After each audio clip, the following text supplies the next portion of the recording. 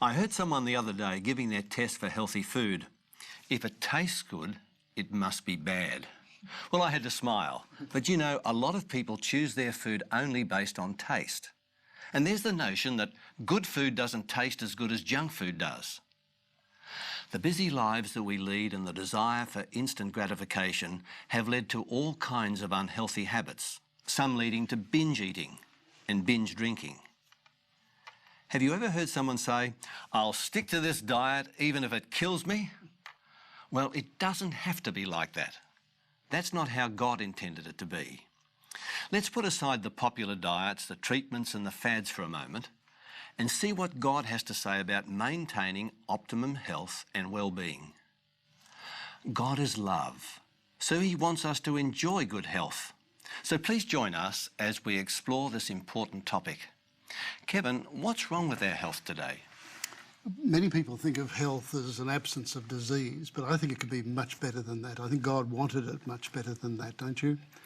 Look, high-level wellness is the goal. Yes. And in the past, we've battled with communicable diseases, things you could catch from each other or drink from your water. But today we've got an epidemic, really, of poor lifestyle-driven diseases. Chronic diseases. Yeah. That's what they're called, because they've taken over where we left off with infectious disease, and they've really taken over. So most of us are sick. 60% of the population's overweight and obese, which is driving diabetes, it's driving cancer rates. These are all the ills of the modern lifestyle. And there's so, I mean, you look at visits to the general practitioners, about 60 to 70% of the conditions that people are coming with are lifestyle related. Our lifestyles are unbalanced. And that means that they're totally preventable, which is the good news. You can actually prevent most of these conditions. We live in an age of excess, don't we, in many ways, and in some ways we've got to try and bring it back to more the original picture, the original pattern, and simpler is probably better. Sue, how does nutrition affect our health? Oh, tremendously. In fact, much more than most people realise. Pretty much everything you eat affects you, either for the good or for the bad. And people often think, well, if I have a lot of good stuff and occasionally have some junk, it's going to be okay, it'll cancel it out. Well, guess what? It doesn't cancel it out. There are still harmful effects. What's really interesting now in science is we've come to the realisation that what the Bible actually taught about diet is really the best way to go. So the Bible talks about a plant-based diet, and if we look at what they were given to eat, God gave Adam and Eve in the garden a plant-based diet comprising of fruits, nuts and seeds and grains. It's interesting that comes up in Genesis 1. It's the first chapter of the Bible. God's saying, here you go. It's got to be important. Here's the food for you. This is the best nutrition for you. It's the original. It's the foundation for a healthy lifestyle. If you don't get your diet right, it's really hard to get the rest of it right. And what modern science now shows is that these plant-based diets are not only effective in keeping you well, preventing disease, but if you've already got, say, type 2 diabetes, if you've got arthritis, if you've got whatever condition, you can actually manage your condition better by adopting these diets. I'm glad you've pointed that out, Sue, because that's very dear to my heart. We have a program, a research program that we run, where we actually put people with chronic diseases on a 30-day intervention, we call it, where we teach them, we essentially get them back to the biblical foundations of what good health is. And a key ingredient of that is good nutrition, and we move them towards a plant-based diet. You know, we see remarkable stories. You know, I would say disease reversal. Absolutely. And it's not just cardiovascular disease, it's diabetes, which is running rampant. And people thought that was impossible in the past. It was impossible to... But we know food is so powerful that the phytonutrients in food literally talk to your genes, Jeff. They can switch off genes. So if you've got the diabetes gene, if you eat the right diet, you can actually switch that gene off and live very healthfully. That is so important, isn't it? Well, it's a new paradigm. This is new. This is very new. We're calling it epigenetics. It's on top of genetics. We know that your genes are not your destiny, and your lifestyle choices will manifest the disease states that you might experience, or as Sue's pointed out, can actually switch them off so that they're silent. We don't encounter them. It's almost food as medicine, isn't it? It is. It absolutely is. Right. Yeah. And minimal processing, minimal packaging. That's right. Back to whole foods as nature, as God actually intended for us because he knew what was best for us because he made us and he made us out of love. I was going to say, if your grandmother wouldn't recognise as a food, you probably shouldn't eat it. That's a good principle. Darren, we could talk a lot on nutrition. It's so important, but exercise is also important, isn't it? That's very dear to my heart. But, and it's interesting, I mean, you pointed out that right at the start, God gave us these foundations for eating plant-based nutrition. That was in Genesis 1. Genesis 2, the second book of the Bible, he talks to Adam and Eve and says, hey, you know what I want you to do? It's your role to tend this garden. This is how I want you to burn off all that energy. Absolutely. You can't just sit back like a couch potato. And we've got away from that. There's a natural order to things, but we have... And we know, I mean, the epidemiologists tell us that we go back 100 years, our forefathers, that's not long, 100 years ago, our forefathers were 60 to 70% more active than we are today, which is the equivalent of walking about 15 kilometres. And so we actually have many of these lifestyle-related diseases we refer to as hypokinetic. They're due to lack of activity. Yeah. Too much sitting. That's right. Well, yeah, that's right. And it's not just the lack of exercise, but the harmful effects of sitting for prolonged periods. And what do most of us do that work in offices, big buildings? We sit. We sit all day. This is a really important thing because coming back 30 years ago, when we started to understand that people weren't moving enough, there was this, what we call the aerobics revolution, where you had to dress up with a headband and do crazy activities. Leotards. I can see it like that. I could see you like that, Joe. But what came of that is this idea that we had to do 30 minutes of moderate intensity physical activity every day. Yes. We now know that even those that are doing that, if they are having extended periods of sitting, if they're sedentary for the rest of the time, that's an independent risk factor for chronic disease. People today go to the gym and they think, you know, their conscience is salved. I've done an hour in the gym today and I feel good. But you're saying that really doesn't offset sitting around for the rest of the day. That's right. And I don't want to deride. I encourage people to be as active as they possibly can. Yes. But, you know, I mean, one of Dan Buettner, he caught a lot of attention. Blue Zones, longevity guru. And he had a National Geographic feature, you may remember, where he actually studied people in the world who lived for extraordinary periods of time. One group that he studied was the Adventist community in Loma Linda, around the Loma Linda region in California. And then he also looked at the Okinawa in Japan and then Sardinia in Italy. That's right. One of the key things that these people did is they moved continuously. This body is built for movement. Moved the naturally. muscles built for movement. Which is how God created us when you think about it. We were asked to move. We weren't just asked to eat or to sit and vegetate in front of this big box. It almost takes you back to that and the sweat of thy brow. The sweat of thy brow, that's right. The Bible concept. Sweat it out of it. Well, we've mentioned good nutrition so far for good health and exercise. Yeah. What else? Well, you talked about exercise. Outdoors exercise is fabulous. You know, often today we work away in the gym. We're putting back in a little artificially what technically should have been there naturally, which is good, but we can do better. And one of the great things is to get out into the sunlight.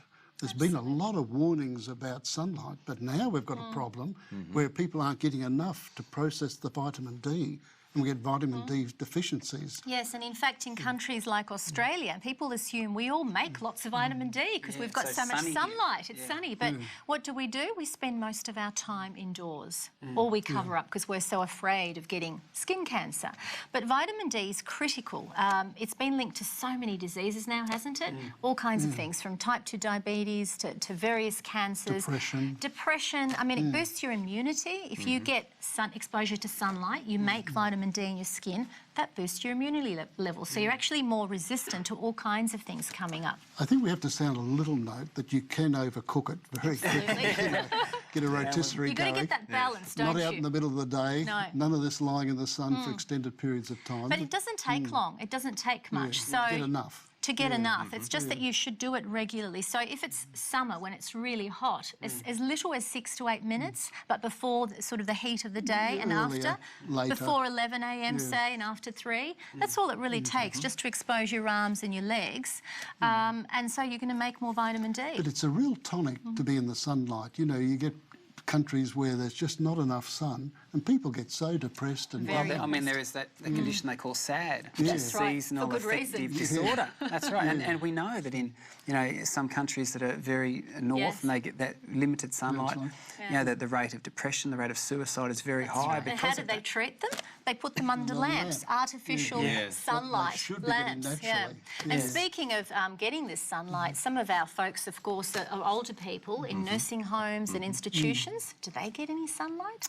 Usually not. away. They might be put next to a window and, told, well, enjoy some sunlight. But what's important to know is actually only about 5% of the UVB rays, which are the ones that help you make vitamin D, get through the glass, penetrate. So you actually need to get out into nature to breathe the fresh air and get that Or if sunlight. you're an old people's home, sit on the veranda That's right. in the sunshine.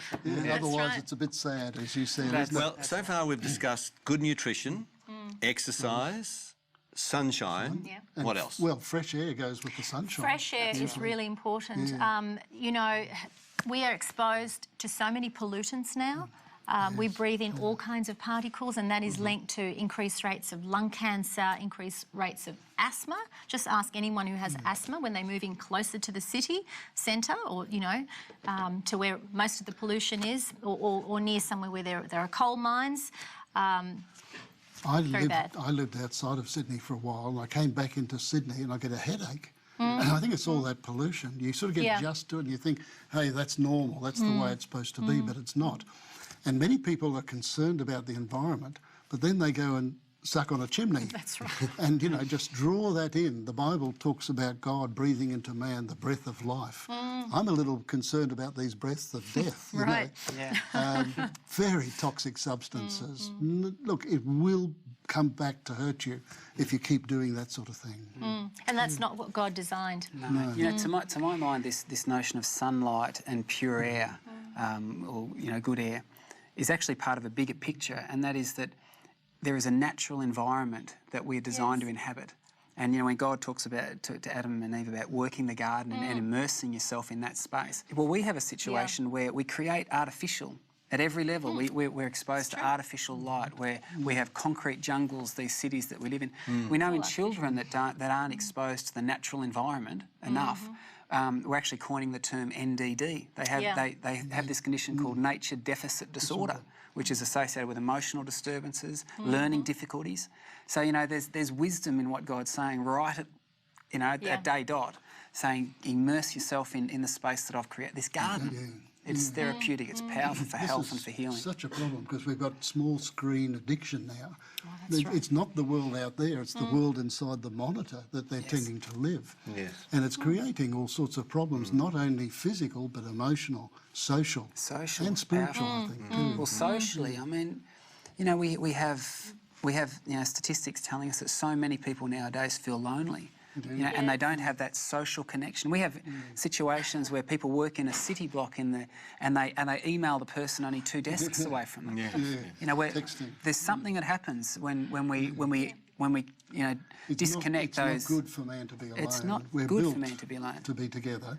And that's some of the bonds. And sometimes exercise together is a motivating factor, isn't it? Yes. And exercise increases in the accountability. fresh air and with the sunlight. You see, all these things actually come together, There's a and synergy. they're not that difficult.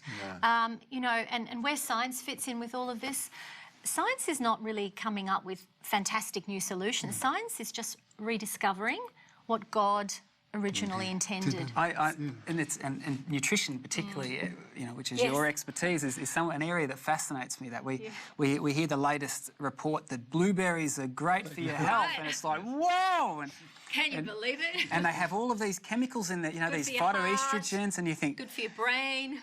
and we get all excited about this, and it's interesting. But they would have been around in the Garden of Eden. They were fruit. Absolutely. And to come back to this notion of an artificial environment, and you touched on the idea that we do this with nutrition.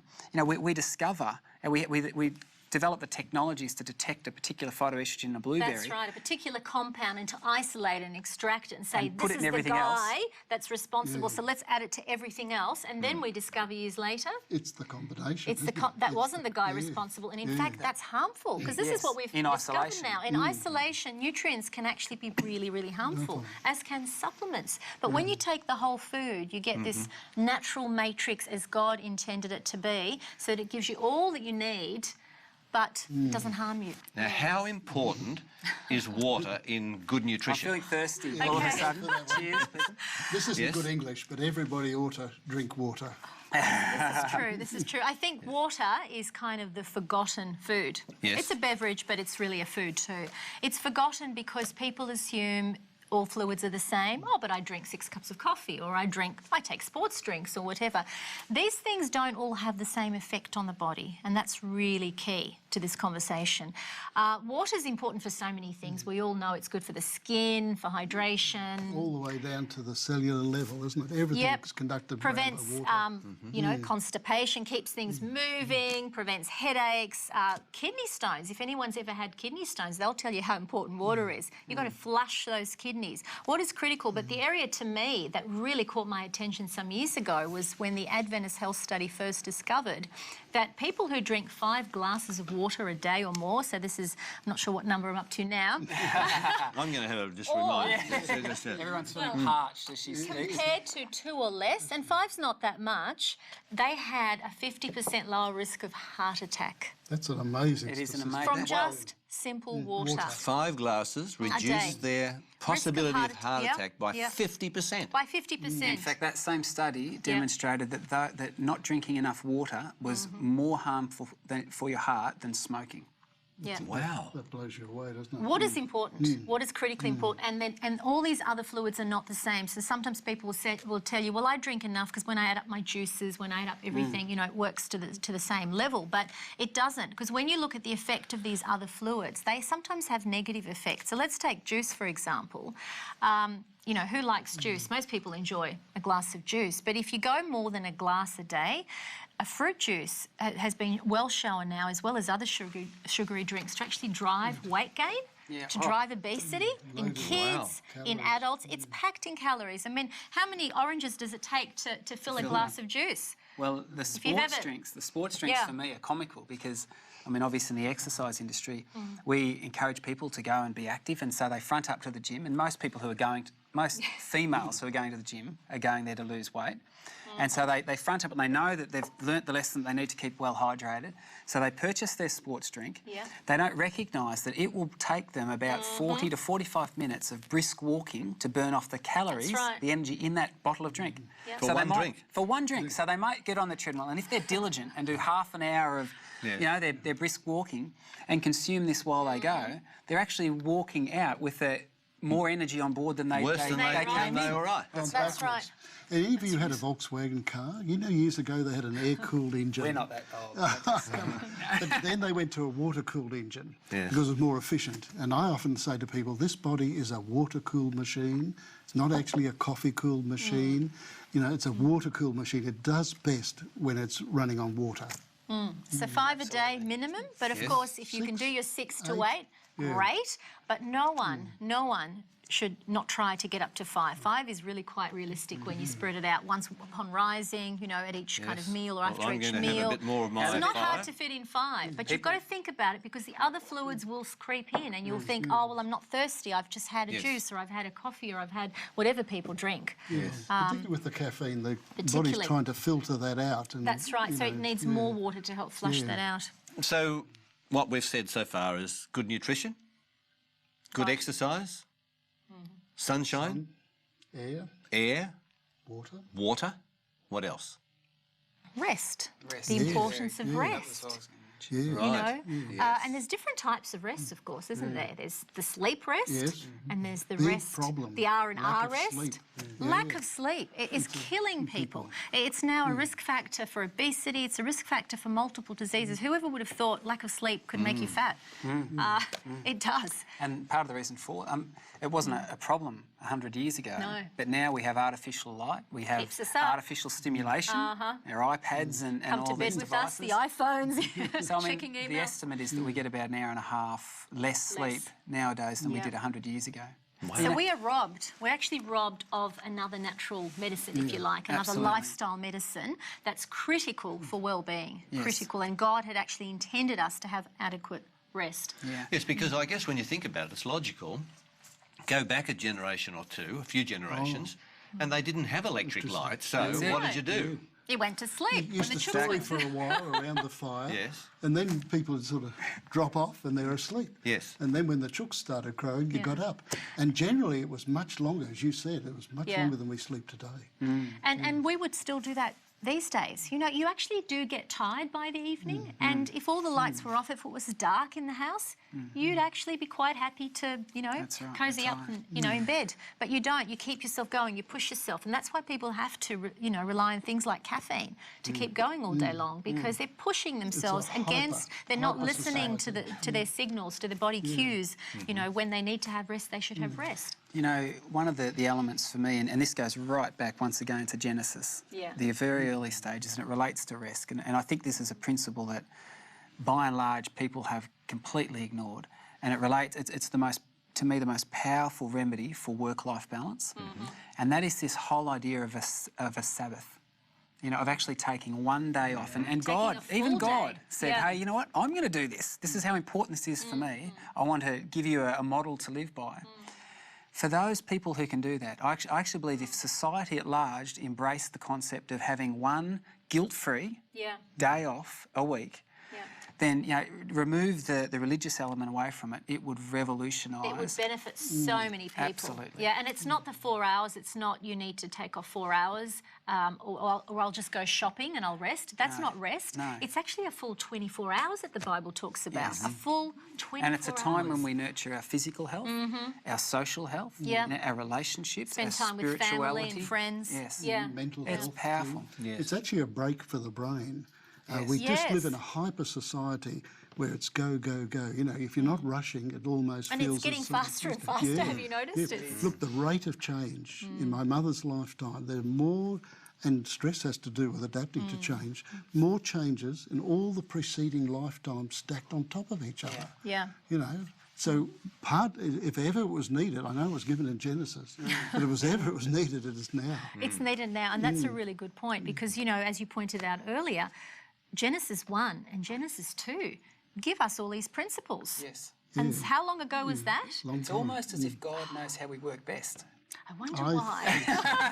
You know, it's interesting on that very thing, on the early chapters of Genesis. You know, we've been talking about this big epic story. Yes. This great war that's going on. Isn't it interesting that the devil, in trying to attack us, has made people believe that the Genesis story is a fairy tale? That's right. Yeah. See? And so people don't take it seriously because, well, why would you? It's just an allegory. Yeah. And yet what we are finding here, what I'm hearing you experts all say, is that the closer we can get back to that story in Genesis... According to science, science is actually showing the closer we can get back, the better off we are. Marvellous. I think that's wonderful, isn't it? It is. The more natural the function, the more in tune with God. You know, in the concept of Genesis, we're now living in a world that's not the way God wanted it to be. It's not what he gave us originally.